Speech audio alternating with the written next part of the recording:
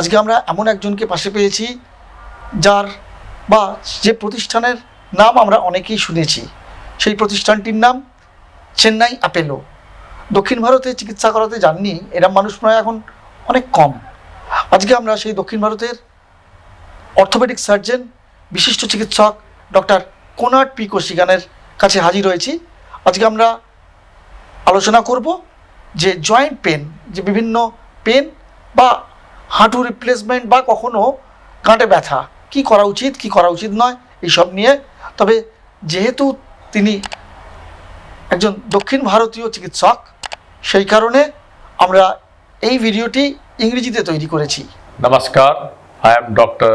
Konark Kosigan, Senior Orthopedic Consultant at Apollo Hospitals, Greens Road, Chennai. I specialize in joint replacement and sports surgery at the Apollo Group of Hospitals. আজকের বিষয়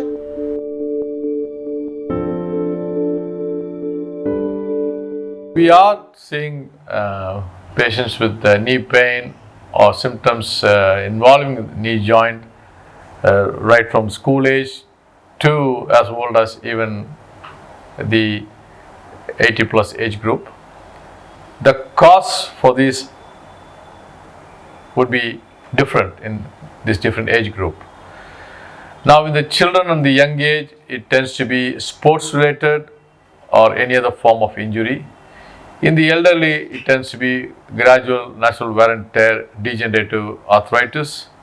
And of course, you then have this inflammatory group of arthritis which can affect the children, adolescent, and also the middle age.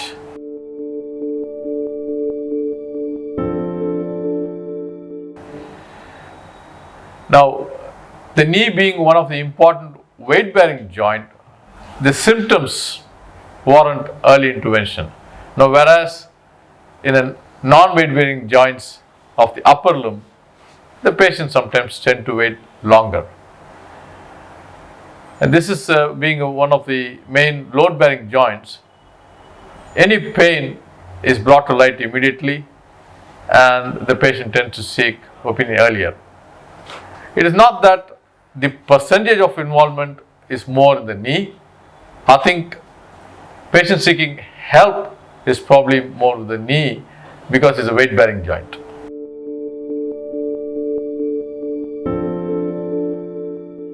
We always have what we call management or treatment strategy or stratification. And fortunately for the most of these patients are initial assessment, appropriate investigation in the form of X-ray, MRI scan or CT scan. And once a diagnosis is made for that particular person's knee, we do start with medication, physiotherapy, activity modification, and in the injured joint, splinting and cold fomentation. The basic principles of first line of management of joint pain is always followed. Now, when these measures fail, or if the joint is deformed, or if there is a fracture, then it might need the next step of treatment. Sometimes other form of interventions, invasive interventions like injection into the joints, which broadly into two categories, which is steroid or the more popular one now or more commonly used one now, the platelet-rich plasma, which acts on the regeneration of the tissues. And then comes the surgical treatment in the form of keyhole surgery, if it is ligament, meniscus or cartilage-based injuries, or if the joint is actually reached an end stage of arthritis, along with it is also got severe deformity, then it becomes a partial or a total joint replacement.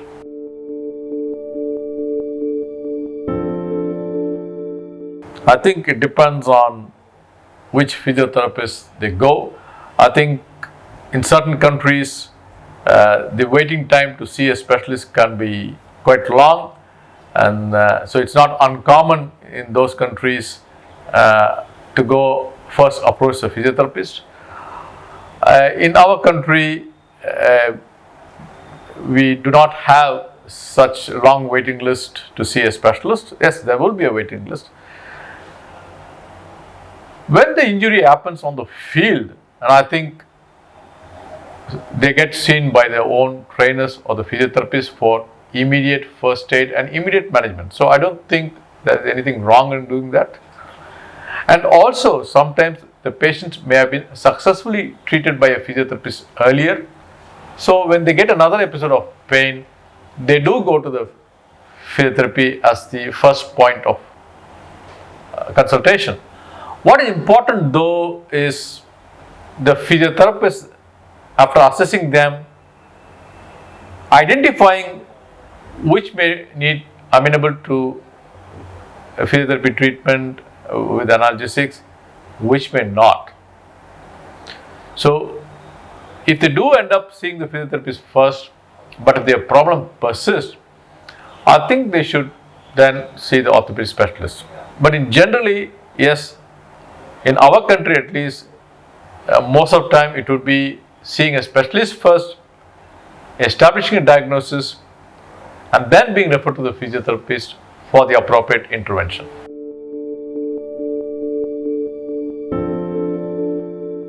If the knee joint has come to a stage where it is severely arthritic and deformed and mobility is greatly affected, I would strongly recommend the patient should consider surgery, because no form of pain medication may help at that stage. So inadvertent use of painkillers without the advice of specialists and taking pain medications in any form indefinitely is certainly going to be a risk to our kidney and the liver. So analgesic should be at the advice of a specialist for a limited period, with a review with the specialist again, and they will decide whether you can continue that for some more time because it has helped you, or your joint condition is such that it actually requires a surgery and you need to proceed with that.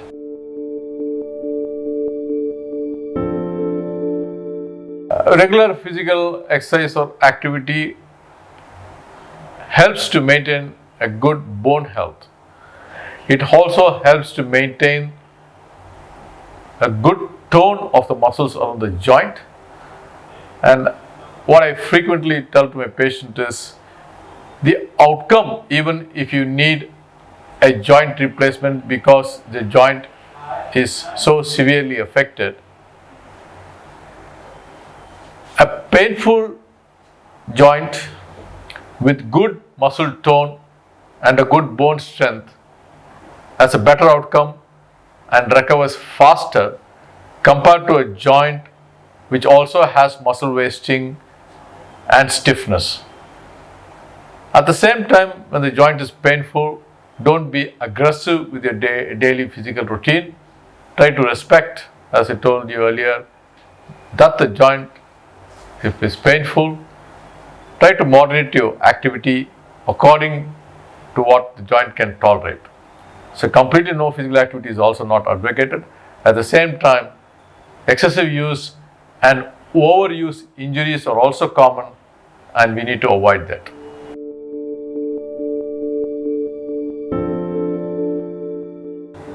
Again, if you're vegetarian or non-vegetarian, having a balanced diet with balance of vegetables and fruits on regular basis, avoiding gaining excess calories, so being low on calories and more on protein, and avoiding excessive fat.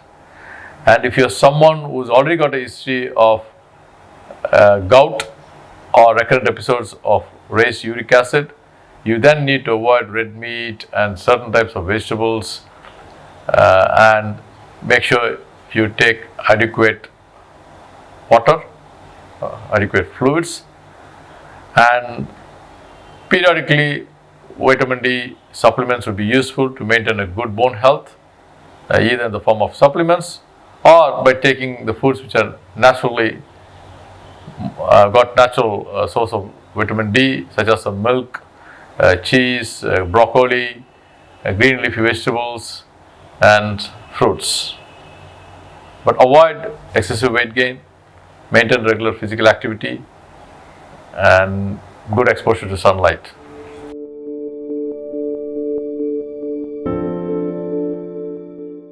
Anything is in moderation is the body can tolerate. Smoking can be detrimental to bone health, and particularly if someone has had a fracture, it is proven to delay fracture healing or to heal or to lead to non-union of fractures. Alcohol, usually they say 2 to 4 units a week is allowed or well tolerated by the body. Again, 4 units to someone, maybe 2 units another person. So one should know how their body reacts to alcohol. But in general, yes, anything in excess is not good to any aspects of health.